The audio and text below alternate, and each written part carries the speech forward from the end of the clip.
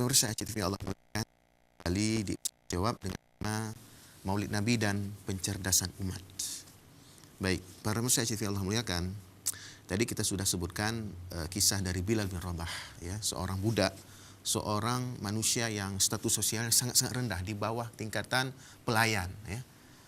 Dia diperbudak dan diperlakukan budak itu bagaikan binatang di zaman jahiliyah, ya. Namun ternyata Bilal bin Rabah ini mendapatkan kedudukan istimewa dalam Islam, ya. Jadi setelah dimerdekakan oleh Umayyah bin Khalaf, karena setelah beli budak itu Bilal bin Rabah oleh Abu Bakar As-Siddiq yang melewati penyiksaan tadi, melewati tempat penyiksaan tadi. Jadi ketika Bilal bin Rabah dalam keadaan disiksa, ternyata Abu Bakar saat itu lewat di tempat tersebut. Lalu Abu Bakar membeli Bilal bin Rabah itu dari tuannya, yaitu dari Umayyah bin Khalaf, dimerdekakan oleh Abu Bakar, dan bekas budak ini, yaitu Bilal bin Rabah, menjadi orang yang paling istimewa dalam Islam. Ketika terjadi penaklukan kota Mekah, Bilal bin Rabah ini adalah orang yang dipersilahkan untuk masuk ke Ka'bah. Ada dua orang yang diajak oleh Rasulullah SAW untuk masuk ke Mekah saat itu, untuk masuk ke Ka'bah, ya. Tidak mengajak Abu Bakar, tidak mengajak Umar, tidak mengajak sahabat Nabi, hanya mengajak dua orang budak ini, yaitu yang pertama adalah Bilal bin Rabah dan yang kedua adalah Usamah bin Zaid bin Harisah. Jadi anak dari seorang budak. Nah, jadi dua-duanya, pertama seorang budak, yang kedua anak dari seorang budak. Dulunya budak, tapi sekarang sudah dimerdekakan dalam Islam. Nah, jadi status sosial di dalam Islam itu menjadi lebih istimewa, ya, setelah sebelum jadi budak, kemudian diistimewakan karena ada ketakwaan pada diri Bilal bin Rabah. Dalam Islam itu memang kemuliaan itu bukan karena status sosial, bukan karena kekayaan, bukan karena kekuasaan, bukan karena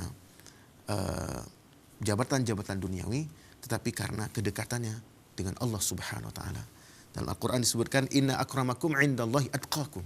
Sesungguhnya orang yang mulia di antara kamu di sisi Allah ada orang yang bertakwa kepada Allah Subhanahu wa taala. Nah, jadi Bilal bin Rabah diajak oleh Rasulullah sallallahu alaihi wasallam bersama dengan anak dari budak beliau juga, yaitu Usamah bin Zaid, untuk masuk ke dalam Ka'bah. Dan kemudian setelah waktu sholat tiba, Rasulullah SAW memerintahkan kepada Bilal untuk mengumandangkan azan, ya, di atas atap Ka'bah.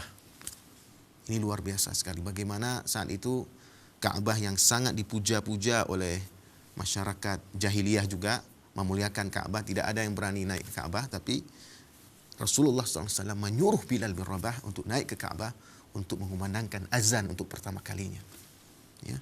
Allahu Akbar, Allahu Akbar, Allahu Akbar, Allahu Akbar.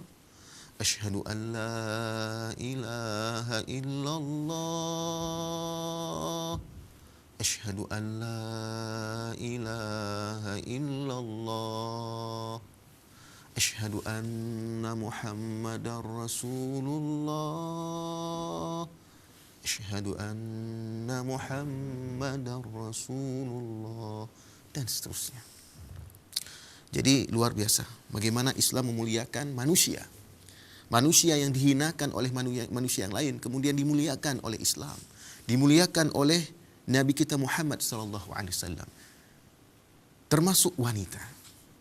Anak-anak perempuan yang dianggap tidak memberikan manfaat apa-apa bagi sebuah keluarga di masa jahiliyah dahulu, itu sangat dimuliakan dalam Islam. Allah menceritakan bagaimana kondisi perempuan di zaman jahiliyah tersebut. Allah berfirman, wa idza busyira ahaduhum bil untha dhalla wajhuhu muswadda wa huwa kadhim yatawara minal qaumi min su'i ma busyira bihi ayumsikuhu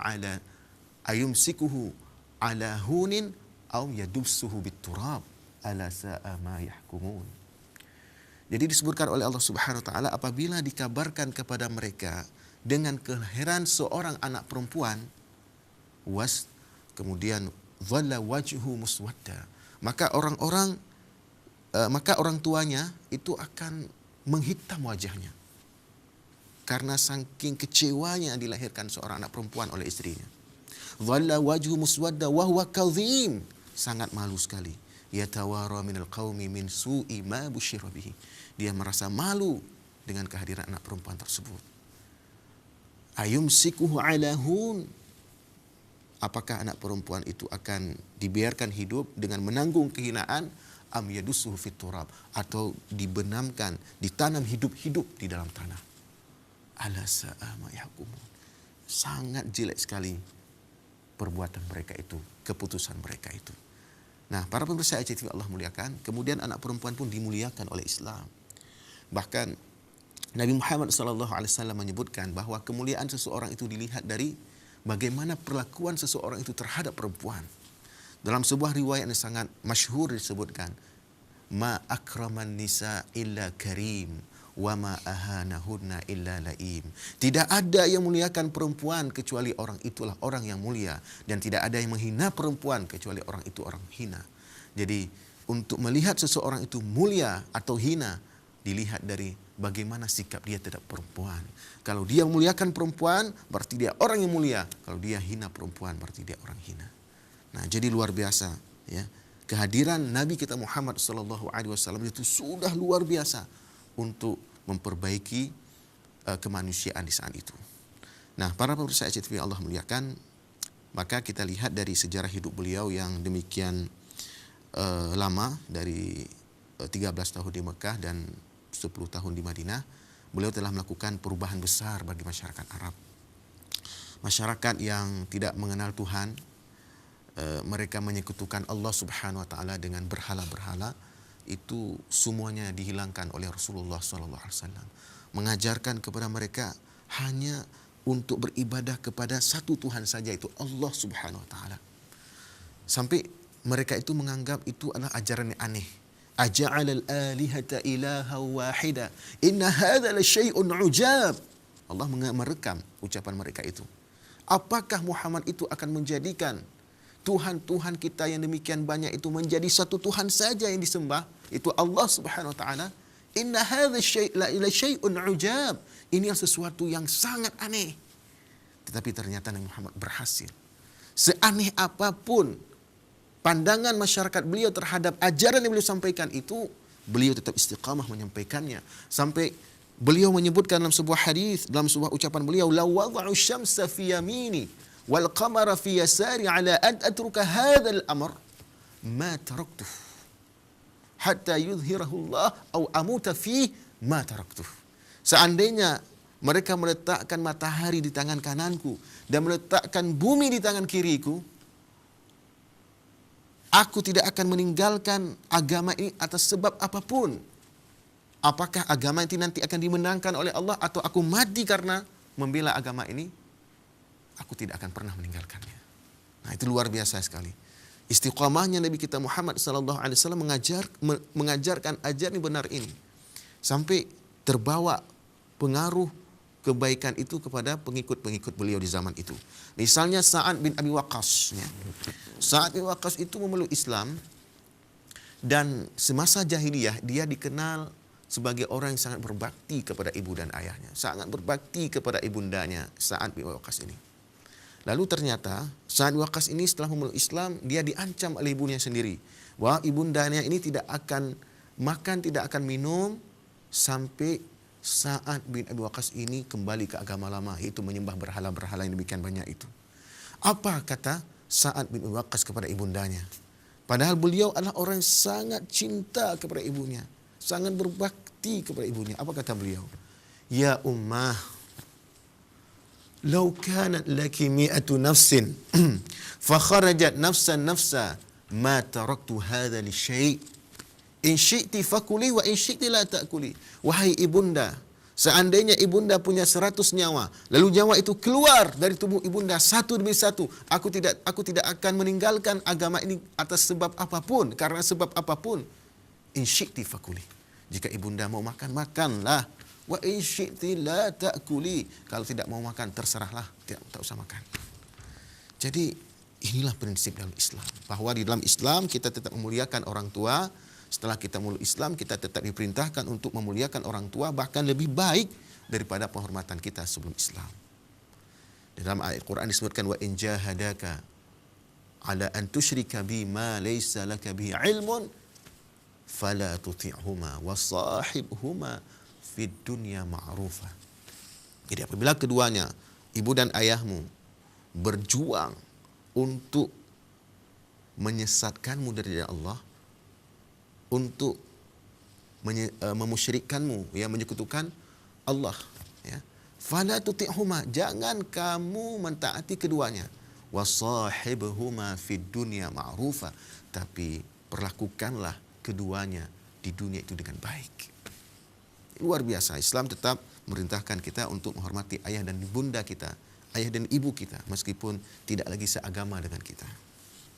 Perkara agama itulah perkara pilihan kita untuk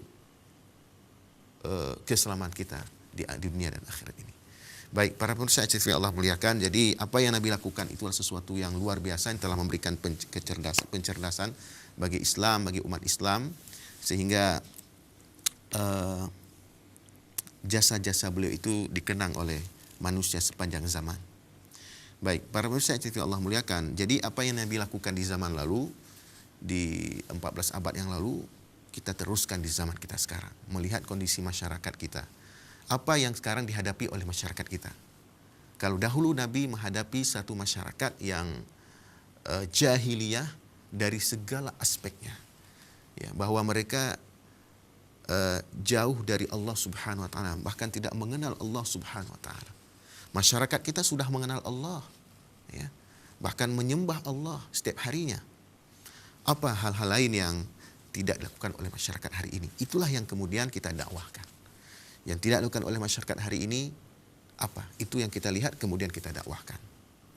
Jadi peran-peran kita untuk melanjutkan tugas Nabi di zaman kita sekarang ini sangat-sangat besar sekali. Misalnya di dunia Melayu ini, tentu saja apa yang telah dilakukan oleh ulama-ulama Melayu di zaman lalu kita lanjutkan. Bahwa di zaman lalu ulama-ulama Melayu kita yang menulis kitab-kitab kuning, ya, itu mereka telah banyak menulis kitab-kitab dalam disiplin ilmu akidah, ilmu tauhid. Banyak juga kitab-kitab mereka tentang syariah, tentang fiqih, ya. Banyak juga tentang akhlak. Apa yang tidak terlalu banyak ditulis oleh mereka di zaman lalu, yang tidak terlalu banyak mereka tulis di zaman lalu adalah berkaitan dengan hadis, tentang ilmu hadis. Nah, tugas kita adalah memperkenalkan kepada umat ini ilmu hadis, ya, supaya umat ini terbimbing ke jalan Rasulullah SAW. Jadi tidak hanya mengenal pemahaman agama yang benar, ya, seperti yang diajarkan oleh Imam Syafi'i rahimahullah, tapi juga mengenal hadis-hadis dari Rasulullah SAW. Jangan setiap ada peringatan Maulid malah yang disampaikan oleh penceramah itulah hadis-hadis yang tidak berasal dari Nabi Muhammad SAW. Dan ini tentu dosa besar bagi si penceramah. Penceramah menganggap dia begitu banyak pahala yang dia dapat dari setiap ceramah-ceramah pada momen-momen Maulid, ternyata malah justru bukan pahala yang didapatnya, tetapi dosa besar. Setiap dia menyampaikan ceramah, dia tidak memastikan apakah yang disampaikannya itu betul-betul hadis dari Nabi Muhammad SAW atau tidak. Nah, itu berbahaya.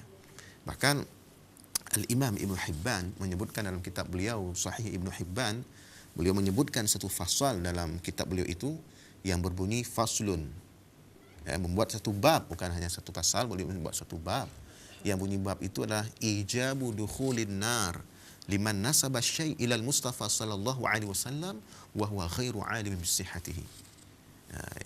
Bunyi babnya adalah wajibnya masuk neraka bagi siapapun yang menisbahkan sesuatu kepada Al-Mustafa Muhammad sallallahu alaihi wasallam sementara orang itu tidak mengetahui kesahihannya.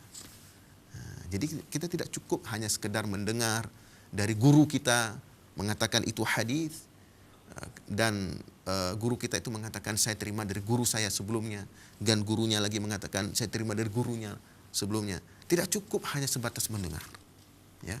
Karena dalam sebuah hadis Nabi menyebutkan kafa bil mar'i kadziban ayyuhadditsa bikulli ma sami'a.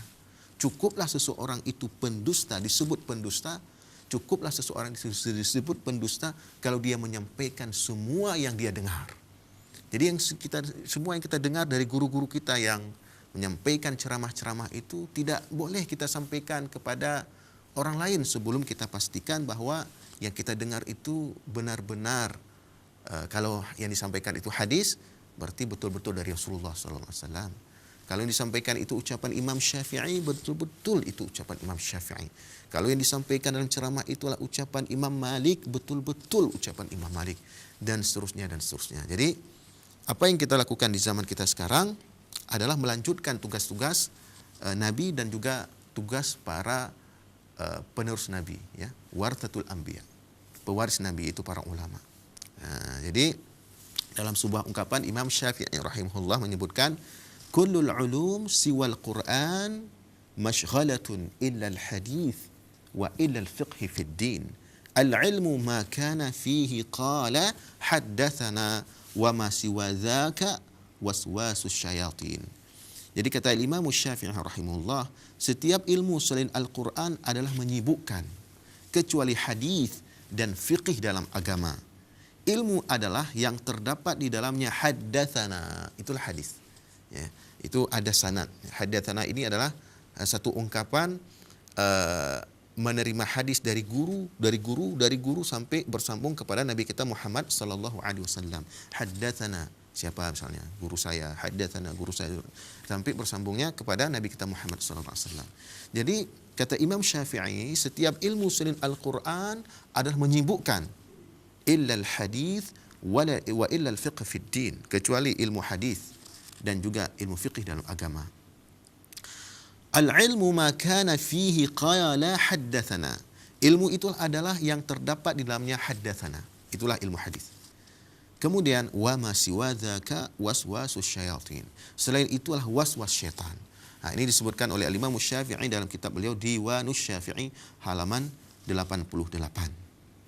Jadi para pemirsa acara Allah muliakan, tugas-tugas mencerdaskan umat ini harus kita lanjutkan, ya, supaya umat ini terbebas dari zulumat dan membawa kepada an-nur, cahaya. Baik, para pemirsa yang Allah muliakan, kita akan lanjutkan setelah pesan.